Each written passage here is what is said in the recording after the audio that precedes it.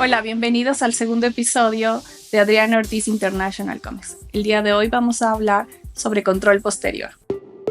Adriana Ortiz International Comics. Aquí descubrirás las claves para navegar por el complejo mundo del comercio y los negocios internacionales. Ampliarás tu conocimiento y estarás siempre un paso delante en el mundo de los negocios globales. Hola, bienvenidos al segundo episodio del podcast Adriana Ortiz Basantes. Este día vamos a hablar sobre un tema fundamental en el comercio internacional, que es el control posterior. Cuando hablamos de comercio exterior, solemos pensar que todo termina una vez que las mercancías cruzan las fronteras y se despachan. Pero aquí es donde empieza una parte crucial, el control posterior de aduanas.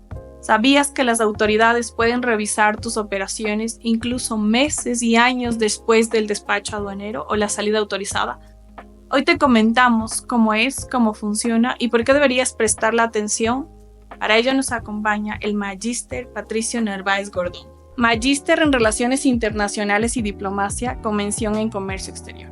Ingeniero comercial, experto en propiedad intelectual, certificado por la OMA, 23 años de experiencia en el área de comercio exterior y aduanas. En el sector privado ha trabajado en prestigiosas empresas de agenciamiento de aduana. Como funcionario del Servicio Nacional de Aduanas del Ecuador, ha desempeñado los cargos de interventor, jefe de procesos, en varias áreas operativas, director de despacho y director encargado de la Dirección Distrital de Quito. Ha sido consultor de temas de comercio exterior y docente invitado de grado y posgrado en las diferentes carreras de comercio exterior y aduanas de negocios internacionales en las universidades del país. Así que, Pato, bienvenido a este podcast, a este episodio que es tan importante para mí. Como te comentaba, sabemos mucho del control concurrente, la mayoría de los importadores sabemos muchísimo de eso, porque todas las personas creemos que después de una salida autorizada de aduana no pasa nada más. Entonces, el día de hoy te quisiera preguntar, ¿por qué la aduana puede iniciar un control posterior a las importaciones de una empresa? Muchas gracias, Adri, por la invitación y éxitos en esta serie de podcasts que inicias. Creo que es importante en el comercio exterior tratar de transmitir estos temas a toda la comunidad de importadores y exportadores para precisamente que tengan claro estos diferentes conceptos de control en especial. Sí, como tú bien mencionas, cuando un importador realiza su trámite de nacionalización, creo que lo que más anhela es decir, ya el trámite tiene salida autorizada y la mercancía va a ser sus bodegas. Pero como bien tú lo dices, eso no termina ahí, ¿sí? ¿Por qué? Porque la administración aduanera, dentro de sus competencias, dentro de sus facultades, tiene precisamente la opción de realizar controles posteriores a esas importaciones. Pero, ¿cómo hace la aduana para saber a quién controlar y a quién no controlar? ¿Ya? Esto lo hace en base a los sistemas de perfiles de riesgo, ¿sí? Entonces, en estos sistemas de gestión de riesgos existen varios indicadores, varias variables cuantitativas y cualitativas que usa la administración aduanera para seleccionar a cuáles importadores o qué declaraciones se tiene que controlar, ¿sí? Porque es imposible que la administración aduanera controle a todo el mundo, ¿no? Que sería... Normalmente los importadores creen que tienen algo contra ellos, o el OCE en sí, ¿no? El operador de comercio exterior siempre viene y dice, no, la aduana me tiene cogido el diente, me tiene visto porque soy tan grande, porque hago muchas importaciones, normalmente solo va contra mí, y van a mis oficinas. Entonces... Exactamente, dicen, ya me puso el ojo, ¿no es cierto? Pero todos esos controles, cuando la administración empieza a realizar estos controles, tanto en las diferentes etapas de control, recordemos que la aduana tiene etapas de control anterior, concurrente, que es el que tú mencionabas, donde presentamos la declaración y logramos la salida autorizada, y de ahí el control posterior. Entonces, ese control la aduana lo realiza o lo aplica mediante el sistema de gestión de riesgos y los perfiles de riesgos que la aduana tenga dentro de su sistema, ¿no? Podemos estar hablando que el control posterior lo hace la unidad de vigilancia aduanera y lo hace la Dirección Nacional de Intervención. O cuando la Unidad de Vigilancia Aduanera controla en las calles, ¿es diferente a la Dirección Nacional de Intervención? Qué excelente pregunta. Precisamente para ejecutar el control posterior, la aduana cuenta, podríamos decir, con dos tipos de contingentes, ¿ya? La una es una unidad de control posterior un poco más técnica, ¿sí? En la cual está direccionada a revisar todo lo que pasó con las declaraciones aduaneras que fueron presentadas. Que se vendría a ser dentro de la estructura administrativa de la aduana, tiene una unidad operativa que se encarga de eso. Y por otro lado también tiene un brazo ejecutor que en zona secundaria, que es, como tú mencionas, el cuerpo de vigilancia, ¿no es cierto? Son todos los funcionarios que están uniformados y que están haciendo controles en carretera, en locales comerciales, precisamente para verificar que la mercancía que está comercializando haya cumplido las formalidades aduaneras para ingresar al país. Entonces, podríamos decir que existen dos maneras de hacer el control, ¿no es cierto? Una de escritorio y una manera operativa, por decirlo de alguna manera, ¿ya? Pero las dos se encausan bajo el mismo escenario del sistema de control de riesgo, aunque la operativa, ¿sí?, obedece un poco más a la organización que tenga esta unidad de vigilancia, con el fin de hacer controles aleatorios también, que dentro de las facultades de la administración y de esta unidad se pueden realizar. Por ejemplo, si trae mercancía de Colombia, que es lo normal, y Perú, pues obviamente son las fronteras, que muchas veces las personas, por su desconocimiento, las cruzan, ¿no? Las cruzan porque las pocas personas que yo he conversado me dicen, o sea, yo pasé y nadie me dijo que debía pagar. Porque en su desconocimiento no saben que ellos deben acercarse a la aduana a cancelar. Y obviamente las personas del cuerpo de vigilancia retienen e incautan estas mercancías. Eso era parte del control posterior y es una incautación que después va a intervención, o ¿cómo es ese proceso? No, mira, ¿cuál es este tema? El tema de control, como mencionábamos, el control posterior nace cuando existe ya presentada una declaración, ¿sí? ¿Ya? Entonces hay una declaración que fue presentada, cumplió formalidades, tuvo salida autorizada, ¿sí? Y posteriormente la aduana va a controlar. Lo que tú mencionas más bien recae en un control anterior o concurrente, ¿sí? Entonces cuando viene una persona de Ipiales, viene por Humichaca y cae para Tulcán, ahí estaría más o menos un control anterior, ¿sí? Porque son todas las acciones que realiza la administración, ¿sí?, cuando la mercancía está en zona primaria.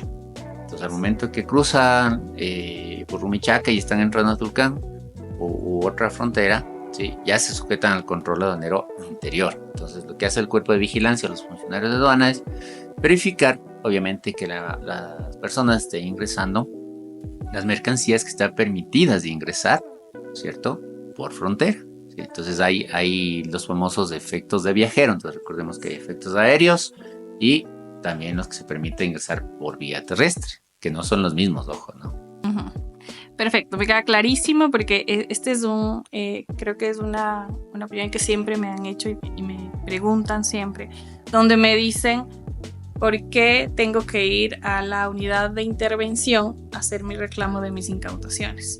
Pero no quiere decir que el área de intervención en sí está sobre esa mercancía si esto es parte de un control anterior, no es un posterior.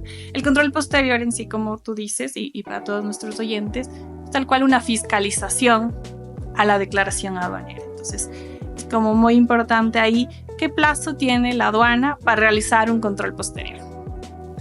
El plazo que tiene la administración aduanera para efectuar el control posterior es de 5 años a partir del pago de los tributos, ¿sí? Está establecido en el artículo 145 del COPSI. Entonces, mucha gente cree que es desde la salida autorizada o desde el levante, ¿no?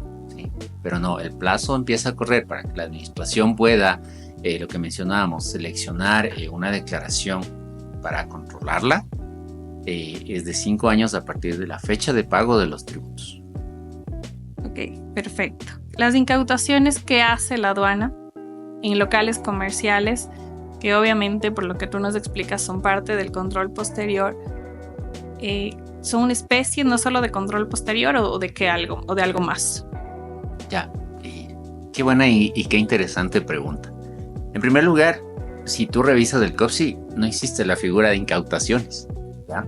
Entonces la figura se llama aprehensión, ¿ya? Entonces, ¿qué es la aprehensión? Es cuando en un control, generalmente posterior, la unidad operativa verifica que hay mercancía que presumiblemente puede haber ingresado sin cumplir las formalidades aduaneras o puede haber ingresado ilegalmente al país, ¿ya? Entonces, ahí lo que proviene es una aprehensión que obviamente en el común de la gente dice, no, es que me incautaron y todo eso, pero la expresión o el término correcto es aprehensión.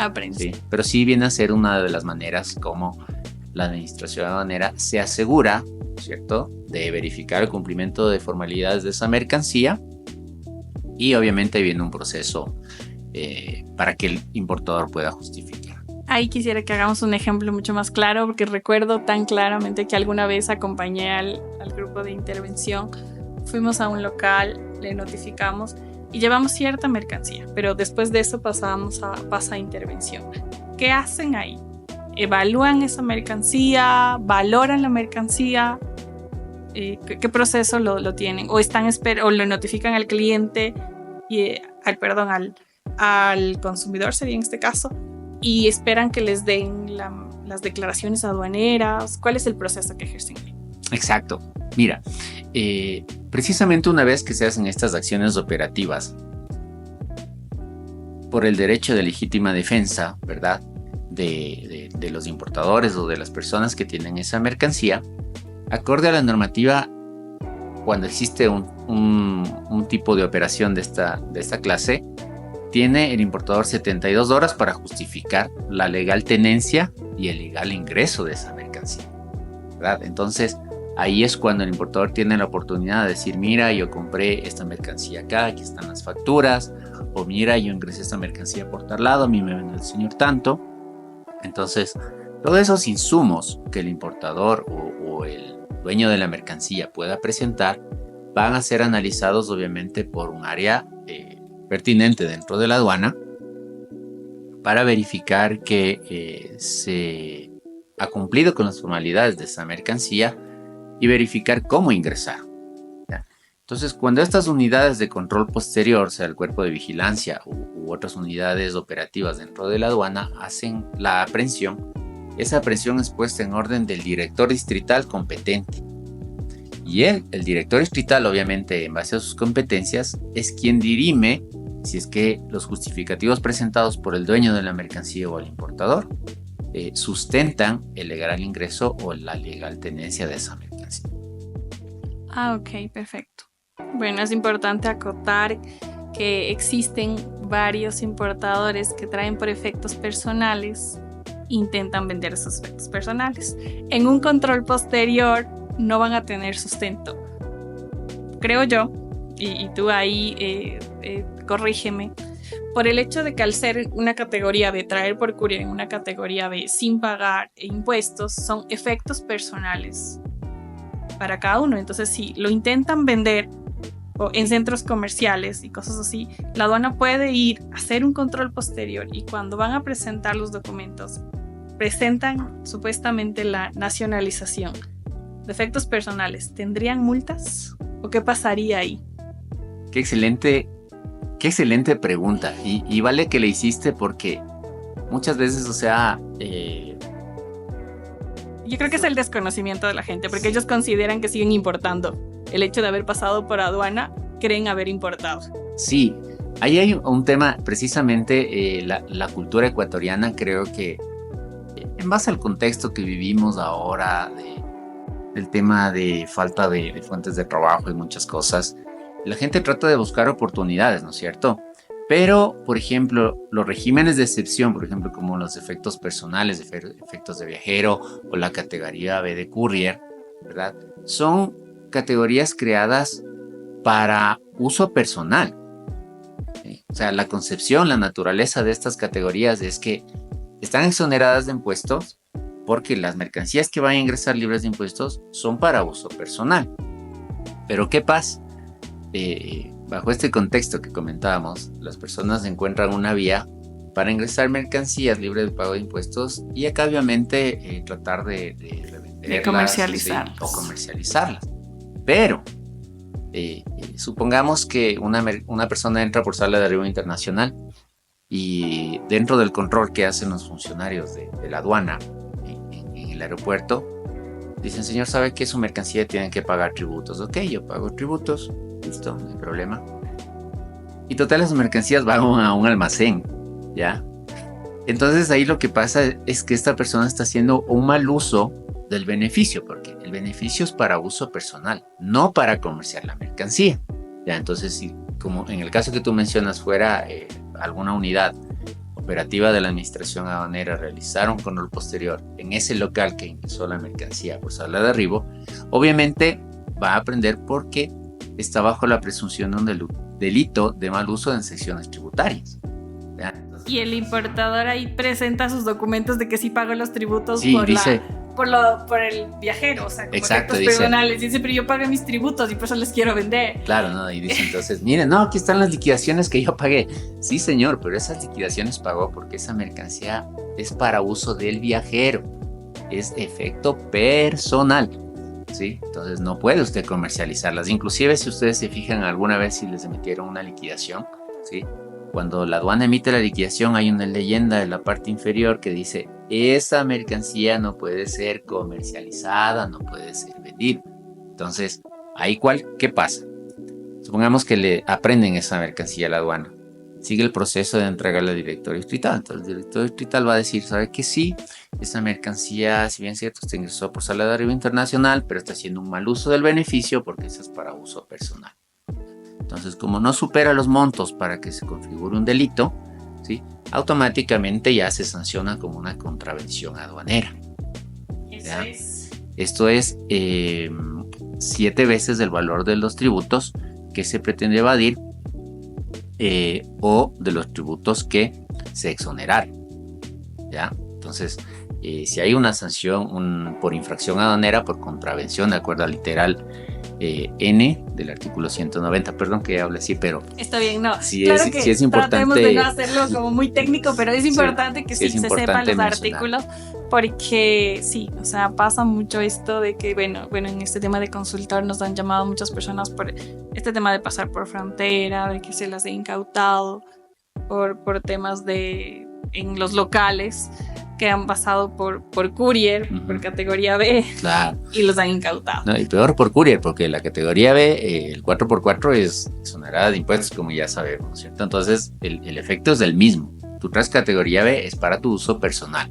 Pero si tú ya, a sabiendas de eso, empiezas a comercializar esa mercancía, que no se puede comercializar, y la aduana te hace un control, tendrás que sujetarse obviamente a las disposiciones establecidas por la administración aduanera, y de ser el caso la sanción correspondiente. ¿Qué se recomienda a los importadores para estar preparados para un control posterior? A los importadores, porque ya de por sí ya hablamos de las personas que tal vez por su desconocimiento lo hagan, pero un importador, ¿qué debería tener listo si mañana sale ya su mercancía, tiene salida autorizada? Y por, como tú decías, cosas del azar, las bolitas mágicas, le salió a él un control posterior. Le cayó el control posterior. Entonces, ¿qué debería él tener listo para poder presentar a la aduana? Creo que más que tener listo, cuando un importador empieza sus actividades, creo que desde el inicio debe estar bien asesorado.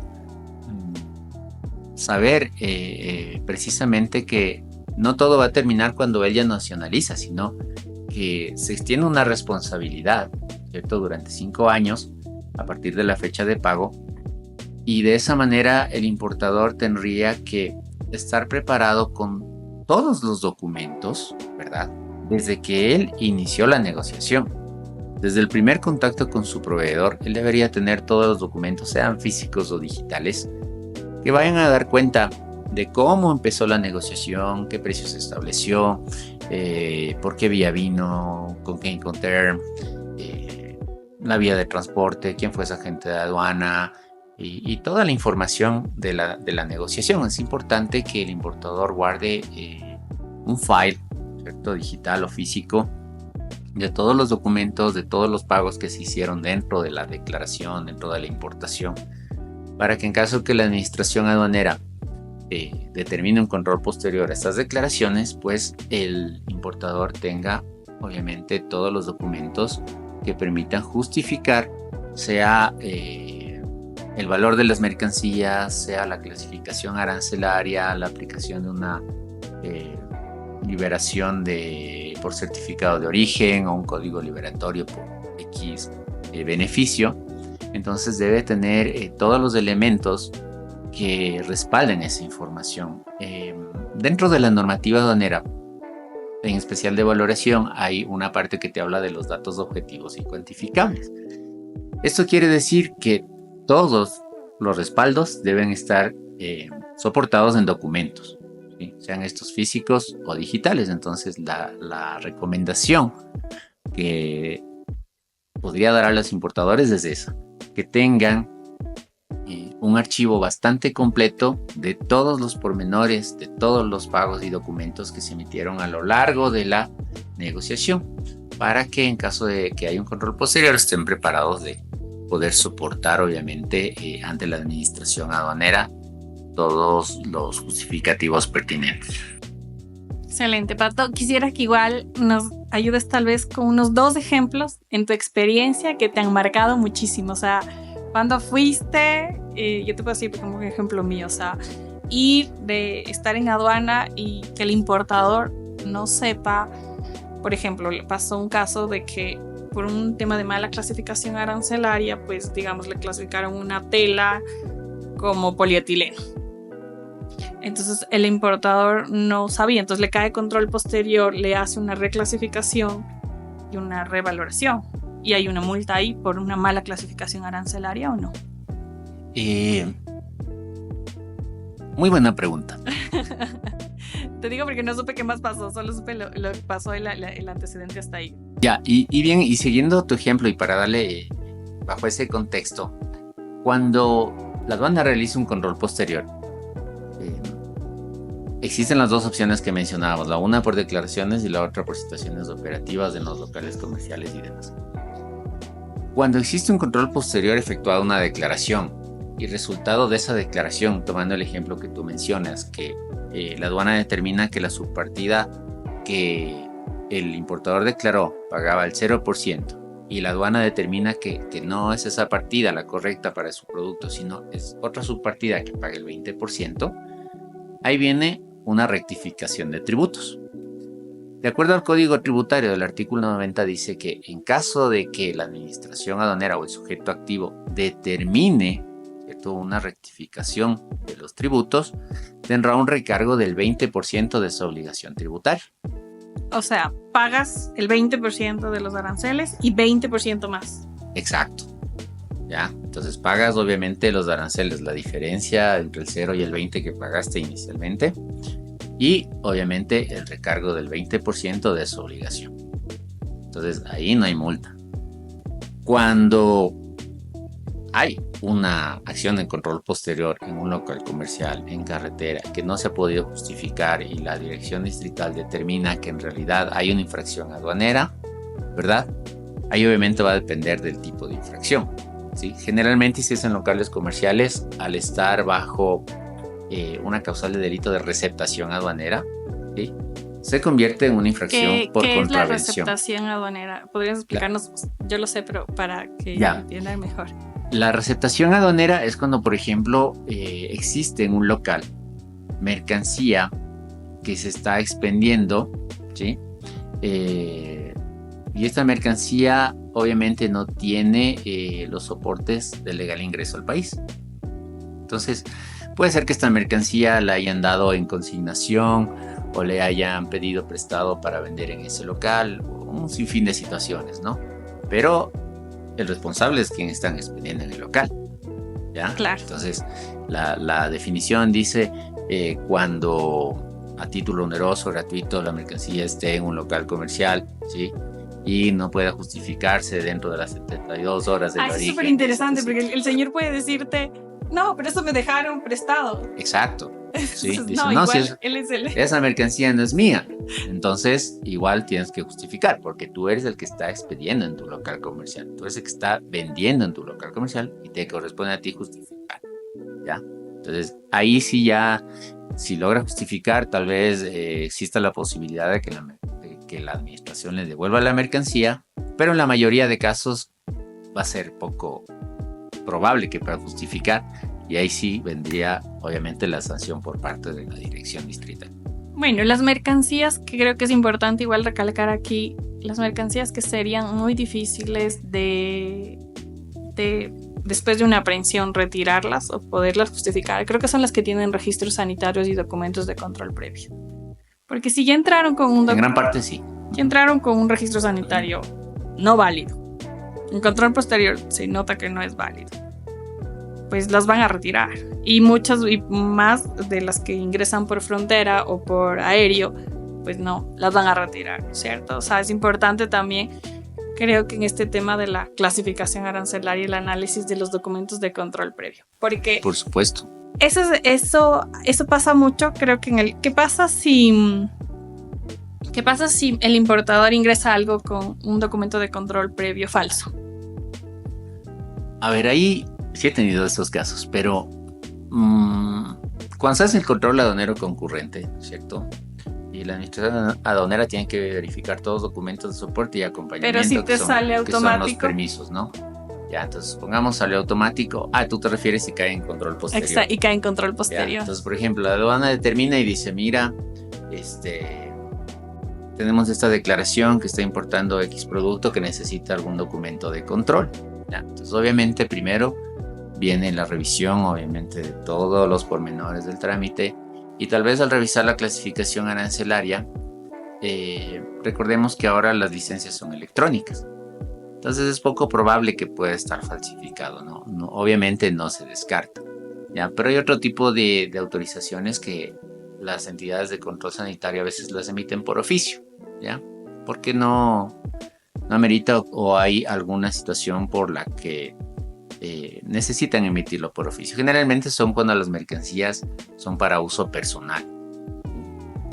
Y entonces, si se verifica adulteración de documentos, obviamente eso ya sigue otro proceso que ya no es competencia de la administración aduanera, sino que se comunica al órgano competente que hay falsificado un permiso para que ellos sí ejerzan, obviamente, las medidas que correspondan por falsificación. Pero la mercancía se prende.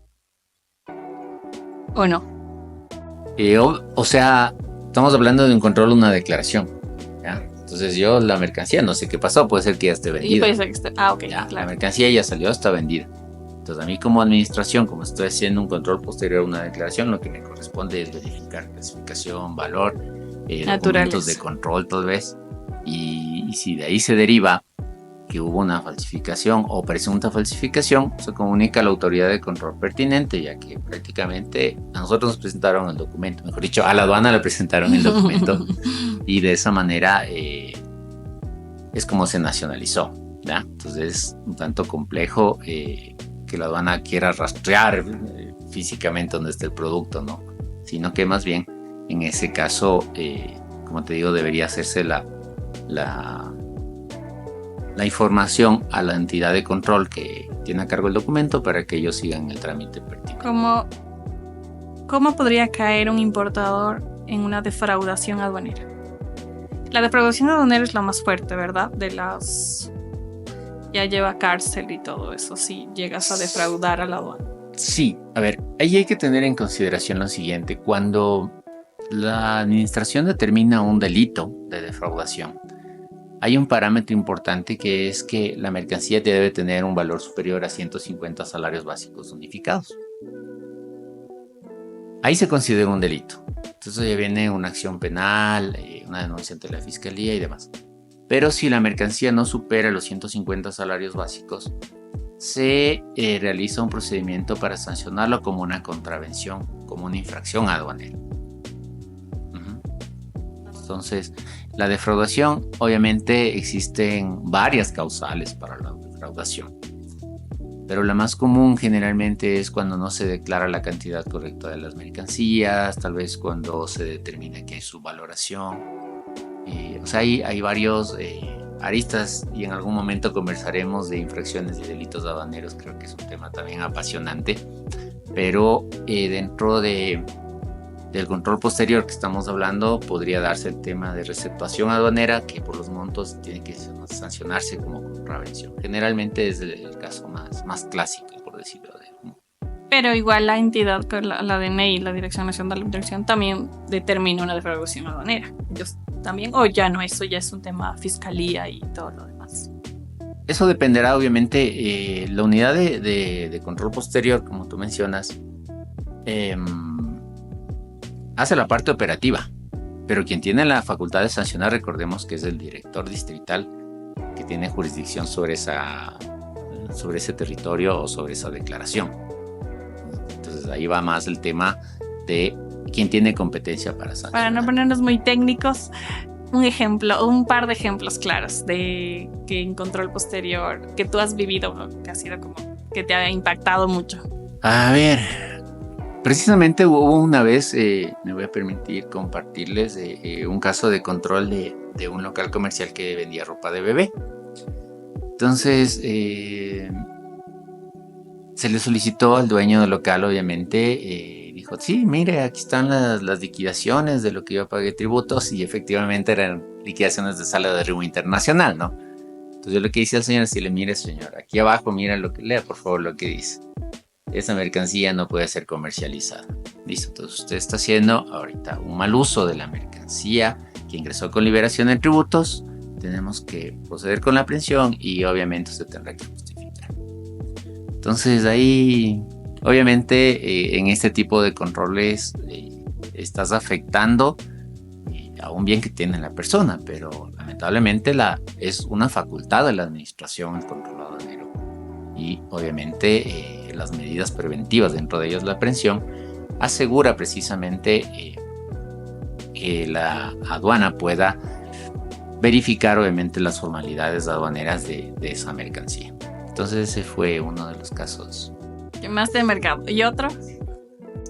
Y otro sí, a nivel operativo que les pueda compartir. O sea, generalmente cuando haces un control en carretera o en los locales comerciales, la gente como que se enoja, y es obvio porque te están quitando tu patrimonio, ¿no? Tu inversión. Yo creo que a mí el que más me impactó fue que les acompañamos al mercado Santa Clara. Ese es otro tema. Y vamos con la policía, con militares, a incautar licores. Entonces, y aprender licores porque obviamente no. Entonces, sí, es un tema bastante conflictivo. Pero un caso que a mí me impactó es un poco más desde el lado técnico, ¿no? Desde el lado del control posterior. Y aquí me gustaría hacerles una invitación a los importadores que tienen canal de aforo automático. Verifiquen sus importaciones. Verifiquen sus importaciones. Siempre. A veces, como este beneficio del canal de aforo automático se maneja mucho a través de las autorizaciones que se da a otros operadores que se encargan de las declaraciones aduaneras. Hubo un caso en que una vez fui a realizar una especie de levantamiento de información y le pedí al importador, le digo, a ver, usted tiene 100 declaraciones, ¿no?, registradas en el sistema. Por favor, presénteme los documentos de estas 100 declaraciones. Y el señor me dice, pero creo que hay un error, dice, porque yo en el año solo hago 20 importaciones. Pero aquí en el sistema tengo 100. Y dice, bueno, vamos a buscar todo. Y total sacaron todos los files de la importación del año. Y efectivamente solo tenían 20 importaciones. Entonces, lo que se pudo deducir en ese momento, y que obviamente después siguió las investigaciones, es que alguien está usando el código de ellos, aprovechando que tienen aforo automático.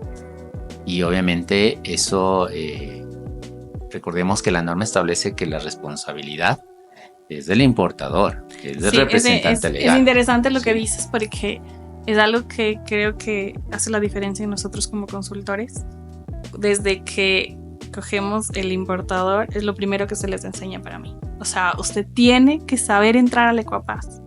Tiene que entrar al Ecuapaz y usted tiene que saber cómo visualizar sus importaciones. Entonces, y es muy importante esto, de verdad, para que estén protegidas su inversión y igual su nombre. Entonces, si bien es cierto, es una potestad de la administración aduanera realizar el control posterior, pero lo que recomiendan los importadores, ustedes también hagan un control posterior, de ese un tiempito. O sea, edúquense, para eso estamos aquí nosotros, para eso vamos a lanzar como varios cursos y cosas así, para que se eduquen y no caigan en este tipo de cosas, porque eso es lo importante, o sea, edúquense, asesórense, siempre. Correcto. O sea, alguien les está ayudando, sí, pero ¿qué estamos haciendo?